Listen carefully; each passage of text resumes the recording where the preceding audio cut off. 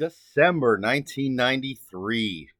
I was still laid off from my roofing job, so I got a lot of reading done. Some new stuff, some stuff I'd read before. Let's get into it. First book I read in December 1993 is Striptease by Carl Hyacin. This was made into the movie starring Demi Moore and Burt Reynolds. The movie wasn't very good, but the book was funny. And the main character is Erin Grant. She used to be a secretary at the FBI. Now she's a stripper because she can make more money doing that.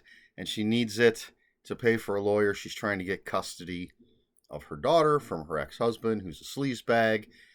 And there's politicians and blackmail and murder and strippers with con games.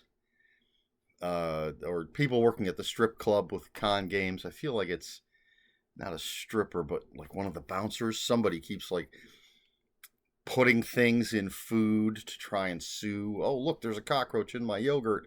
So you got all these little funny subplots going on while Erin is just trying to live her life, get custody of her daughter, deal with obsessed politicians and blackmail and all this other stuff. It's good, funny Carl Hyacin stuff, and much better than the movie. Next up, we have Joe Bob Goes to the Drive-In by Joe Bob Briggs. This is a collection of his drive-in movie reviews from the newspaper, and growing up, they actually, it was a syndicated column, I think would be the proper term. So even though he was in Texas, I think, writing these, it was carried in different newspapers all across the country, and our local newspaper happened to carry it. So I grew up reading these reviews in the paper every Friday, and I loved the way he'd write these reviews. It was like half anecdote about he and his friends getting ready to go to the movie. And, so me and Billy Joe went to the store to get a six-pack, and then this happened, and this happened. Then he'd get to the movie, and he'd review the movie, and his ratings were like, Kung Fu,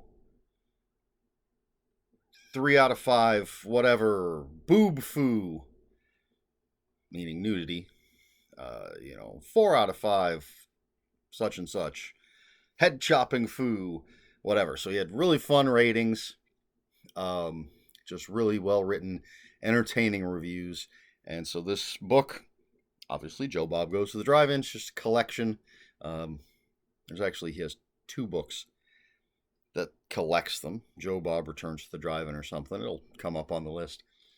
I wish I had these books. I think they're out of print. They have been. I don't think they're back in print, so it's tough to find them. But I would love to reread them just for the fun of it. Next up, book number 3, The Cosmic Wisdom of Joe Bob Briggs by Joe Bob Briggs. And this is basically his non-movie review articles and things, essays, whatever. Funny stuff covering a variety of topics. Just typical Joe Bob Briggs type of writing and storytelling, anecdotal things. And just, again, good, fun stuff. I'm a Joe Bob fan. Next up, we have Aliens, The Female War by Steve Perry and Stephanie Perry. This is book 3 in this series. I think these are the very first 3 original Alien novels, that aren't novelizations of the movies. And this one has Ripley. I think this might be Ripley's first appearance in these books. And she teams up with Wilkes and Billy, who we've met in the earlier books. And they're trying to get an alien queen to sort of turn so they can use her in battle against the regular aliens. But Ripley's got a hole in her memory, and which may or may not be the key to victory against the xenomorphs. So good old-fashioned aliens, xenomorph fun. Next up, Still Dead, Book of the Dead 2, edited by John Skipp and Craig Spector. And this is their follow-up to Book of the Dead, which is it's another anthology of zombie stories, ostensibly set in the world of George Romero's zombie movies. And this one you've got like Dan Simmons, Nancy A. Collins, Elizabeth Massey, Douglas Winter, perhaps. I didn't write that one down. But just a whole bunch of different great authors writing very interesting, wide variety of types of zombie stories, even though they're all supposed to take place in essentially the same world. They're still able to give a whole different slew of takes on the zombies. Again, another book I really wish I still had. But Still Dead, Book of the Dead 2, edited by John Skipp and Craig Spector. All right, next up we have, make sure I have these in the right order. Had to borrow some books from Mom. The Cat Who Talked to Ghosts by Lillian Jackson Braun. Jim Quillerin and his 2 Siamese cats. So we have Mrs. Cobb. You can see me looking at the back, cheating. She's an antique-filled farmhouse, it says, and she's hearing strange noises. Thinks it might be haunted. She calls Jim Quillerin for help. But when he shows up, it looks like she's been frightened to death. So he and his cats move in to figure out what's going on. Nice, cozy mystery. And I followed that up with the next book in the series, The Cat Who Lived High. Lillian Jackson Braun, another Jim Quillerin. This time we've got the Casablanca, which is an apartment building that's going to be demolished, but Jim Quillerin's trying to save it, wants to renovate it. But the apartment he moves into, there was a death, a murder perhaps, and all sorts of craziness going on in the building. And Jim and his cats have to figure it out and try to save the Casablanca. Again, nice cozy mystery. Then I have to turn the page. We have God Save the Child by Robert B. Parker. This is the second of the Spencer novels. In this one, we've got a 14-year-old who's disappeared. They think maybe he's just a runaway till a ransom note shows up. Parker, of course, is hired to find the kid.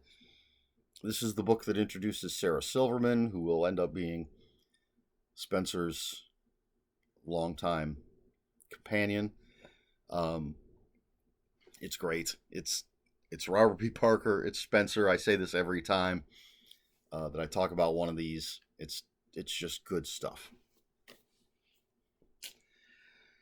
Then we have The Trail to Seven Pines by Louis L'Amour. And this is a Hopalong Cassidy novel. I think he wrote 4. This is the second one. Hopalong Cassidy was a popular Western character. I think there were movies, TV shows, something. And in this one, Hopalong finds he's out on the trail, heading to Seven Pines, finds these 2 guys. One's been murdered, one's been wounded. He goes off to get help. When he comes back, the wounded guy's been shot in the head. And so Hopalong wants to, find out who did this. He goes to work at the Rolling R. Let me check. The Rocking R Ranch. And there's cattle rustling going on, and somebody perhaps eyeing a stagecoach full of gold. And Hopalong's just trying to figure out what the hell's going on and save all the innocent people. Louis L'Amour. It's a Western.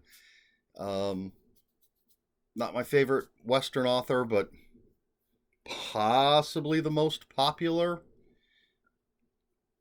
I can't say 100%. I know Zane Grey, very popular, but I think Louis L'Amour might be the number 1 guy. Can't say for sure, but they're fine. It was entertaining. Next up, the penultimate book for December 1993, Gladiator by Philip Wiley. Now, this is a book that It was first published in 1930. So it was, I believe it said 8 years before Superman came out. And this is about a character named Hugo Danner, who, through the genetic manipulations of his father, is essentially a Superman. He doesn't fly, but he has super strength, super invulnerability, I believe, super intelligence, and he's just trying to fit into the world and perhaps make the world a better place. He doesn't take on a secret identity or anything. This isn't like a comic book type thing.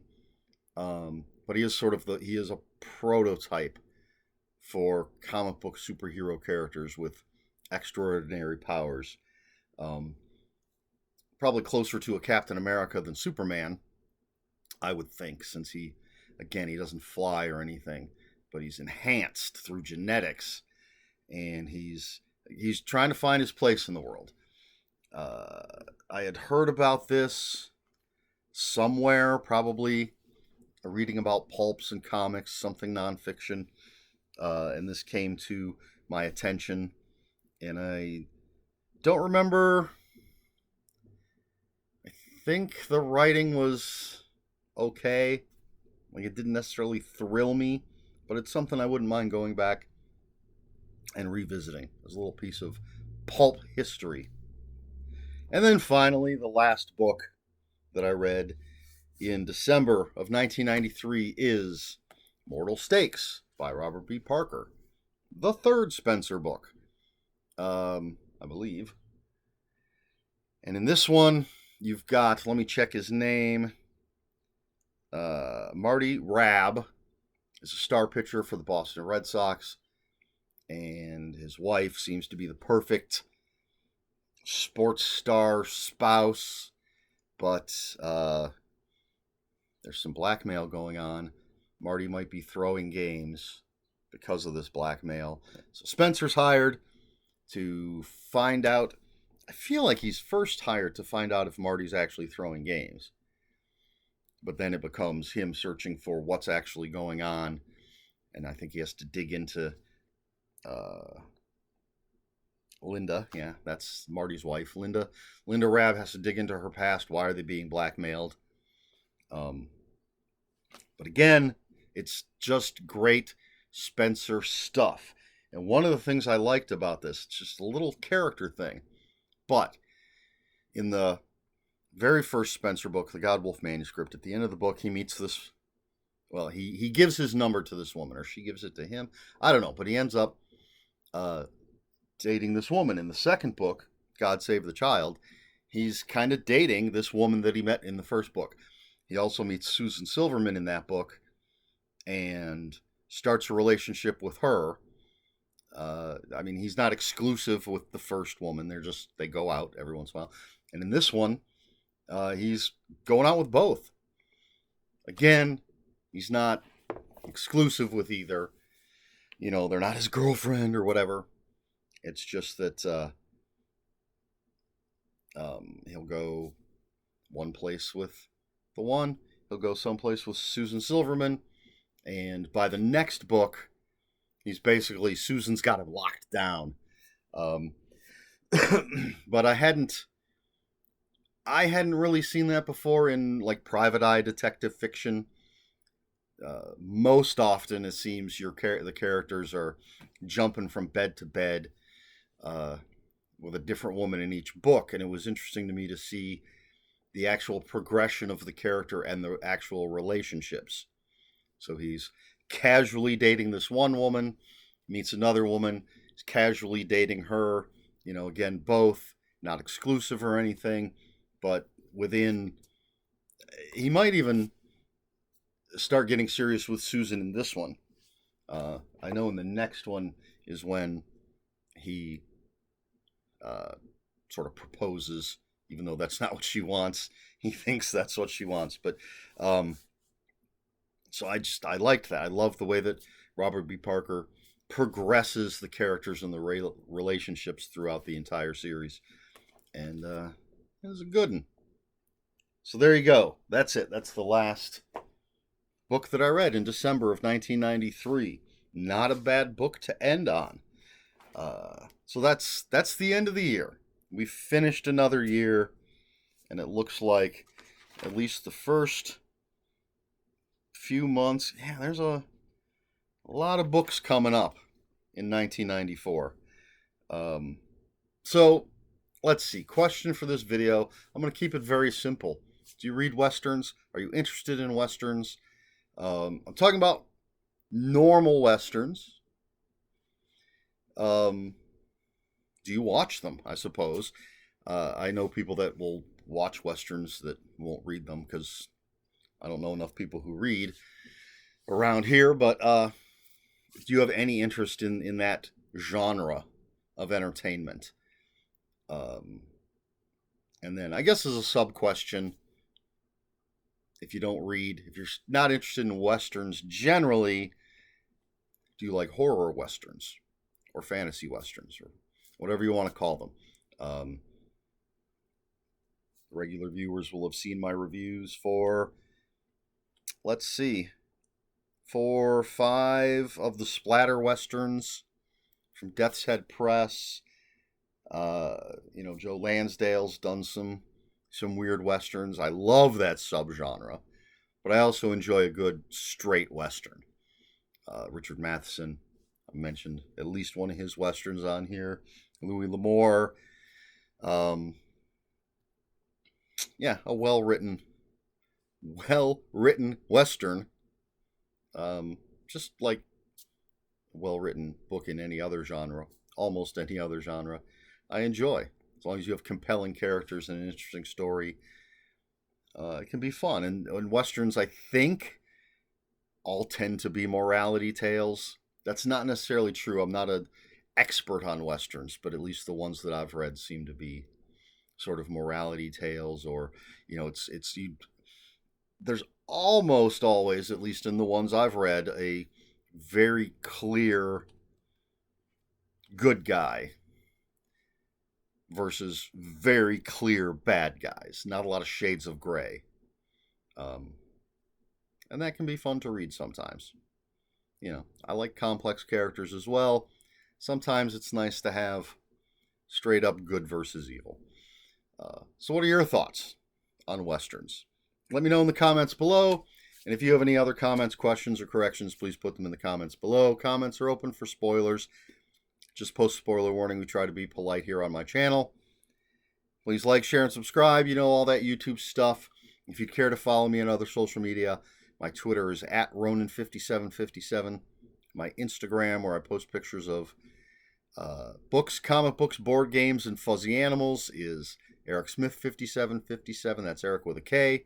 ERIKSMITH 5757. That's all I've got for you this week. So until next week, read more books.